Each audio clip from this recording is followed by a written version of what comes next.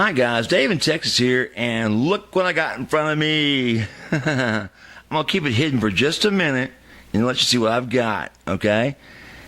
But let me tell you something. It's that SG Diablo. Oh boy. If y'all recall, 3 months ago, I had y'all spend an entire month voting on what guitar you wanted to see next out of the Diablo, the 175, the Birdland, the L45, Les Paul 12, like 5-6 guitars, and this one, ta-da, won hands down. And I can see why. It is absolutely stunning. Those colors are just tremendous. The red, he matched it perfectly. It's almost like it's a real one. There are some issues with it, and I'll go over those here in a second with you and let you know what's going on. And also, of course, there's definite things you can tell it's a fake by. What's going on with this one, and only this one I'm imagining, it's that little plastic cover over the top of the neck pickup. That's to fit in a nano mag, okay? Now, I'd asked him, can you install a nano mag pickup and put it on this guitar? He said, yeah, sure, no problem. And then he got back to me and said, no, I can't get one. Oh, no. I said, well, just, route out the hole for me to install it, and I'll do the work myself, okay? So he agreed with that. And what do I get? I get a plastic cover over nothing, okay? So he sent me a picture of it finished, and I thought there's a hole behind this, and there's not. So I got kind of screwed on that deal, okay? But he left me plenty of space to do it within. It's perfectly, it will fit perfectly once I get it in there, right? And what I'm going to do, right, is take that Nano Mag's controls through the first pickup, right, to the second, and then over to the regular controls. And hopefully I've got enough room in there for a switch on-off for that Nano Mag. I mean, I like that Nano Mag on my ES339 so much. It's why I'm doing it on this SG Diablo. It sounds so good. Okay, I'm just really impressed with it. About doing a stereo, no, I can't do a stereo. I don't know even how to do a stereo setup. And I'm sure there's pre-wired things to do it, but I'm not going to do it on this guitar for sure. Anyhow, let's go over the guitar piece by piece. Let you see it. Now, the deep carvings are just perfect, just like the real ones. It's got that Buddha belly to it that you may not be able to see, but it's got a raised Buddha belly, just like the real ones. It's got those slanted carved horns like the real ones, pretty nice. It's got the, I can show you this. Let me show you this real quick, real close. See that? It's got the proper type frets on it with the steel frets with the binding over the ends, just like the real ones, right? And going up. Now, here's a disappointment. I did order and get the first fret marker like customs do, but I also got still a plastic nut. Now, if they can't import bone or export, I have no idea, guys. But as you can see, that E-string is buried. See, it's absolutely buried in that nut. Right, which is going to kill the sustain on it, okay? Also, I didn't get the engraved SG letters on the rod cover, okay, like I was supposed to. I did get 6 tuners on this, fake Grovers, that work perfectly. And I've got a strange feeling that these may be the real deals. I mean, they work just like real ones. I mean, they're perfect. I did pay more for this guitar. I also got the in gold painted Gibson, just like the real one does, and the gold head front and back. And this guitar is made of 100% mahogany, and it's really heavy. It's heavier than a regular SG is, even with all the carvings involved. So, what else about this? Yeah, the pickups are microphonic. They respond just like the other ones do, and in a few months they'll be squealing and humming back like they all do. So they have to be potted. But in the meantime, they're absolutely strong pickups, so potting them should not cause too much problems, but actually add to the depth of tone that they can produce. And he did use the larger pots and the thicker wiring, a much better three-way than before, and a jack on this that should have been in gold, but it's not. But it should have been in gold, and it's a stereo jack like I asked for. Okay, the bridge is still a tom. I hate those, you know that. All right, which I've got now dozens of these things in drawers laying around because I hate these things.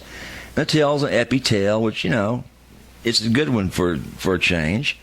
But nothing special about it. And that gold color probably will flake off there in a few months. You know, start turning like they all do. Same with all the gold parts, including the pup covers. But we'll see what we see. I'll take these off like I did the ES339s. And by the way, I haven't finished that video yet, but here they are. All right.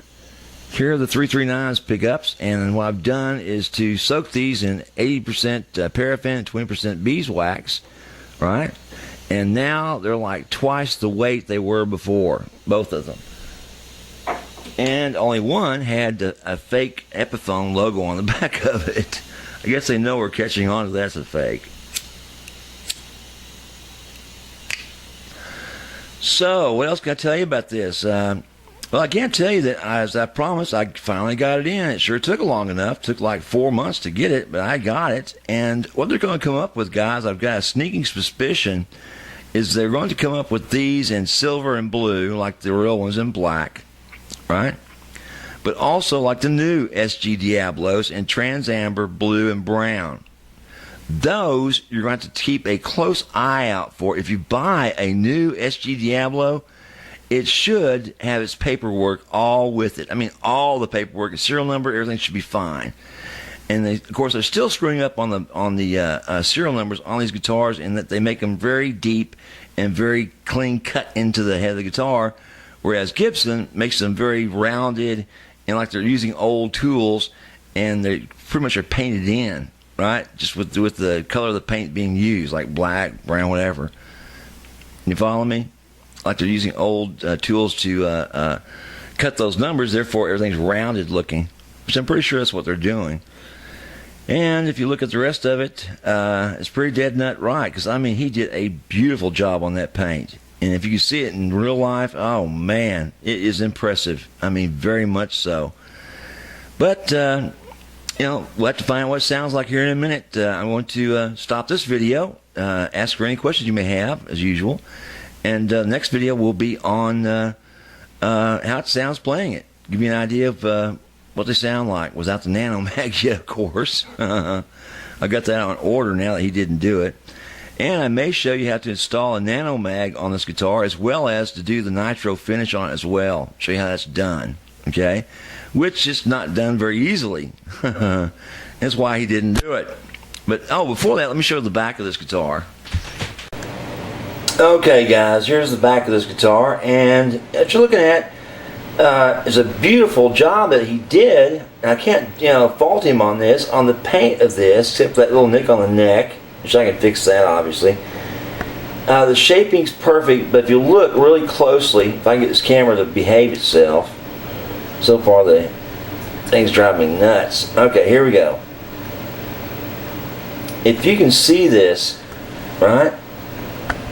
That back cover is actually above the body of the guitar, whereas they all fit flush inside the body of the guitar. This one does not, which I'm very disappointed that he did this. Either he got out of time or something, I don't know what it was, but actually this thing, see, is above it. Now behind that plate is exactly the shape and size that the real one should look like, right? But it's just a rough raw edge. It's not been beveled to accept a beveled cover plate into it. So I'm going to have to take that off, bevel the edge, then cut this plate to bevel it and put it back in there so it doesn't you know, stick above the body of the guitar, which makes it freaking useless basically, because you catch it on a belt buckle or a shirt, you know, or something, and just pull it right off. And he drilled the holes on the very edge of the thing, obviously knowing what I'm going to do. I'm going to bevel that out so I don't need those holes there anyway. Right? So it's kind of disappointing, right? But we're talking about a solid mahogany guitar, okay? Very nicely done in most respects. And what I'm going to do next, guys, I'm going to do a video of how it sounds. But as you know, I changed these strings out, okay? I can't stand playing on somebody else's old, dirty strings, especially if they don't know them or what they've had on their hands. So what I'm going to do is change the strings out on it, right? Change out that bridge. I've got a Wilkinson roller bridge ready for this thing right at this minute. Put on some smaller posts. Just get the large posts on it that you know, the TOMs don't work with. The real ones don't. But put on a smaller post for it and put those in there and drop on the Wilkinson bridge and go from there. Okay, let you hear what it sounds like. Before I change anything on the pickups or the pots on it, right? Do any special work to it. So, any questions about this or anything else about these guitars, give me a holler. Dave in Texas. Bye.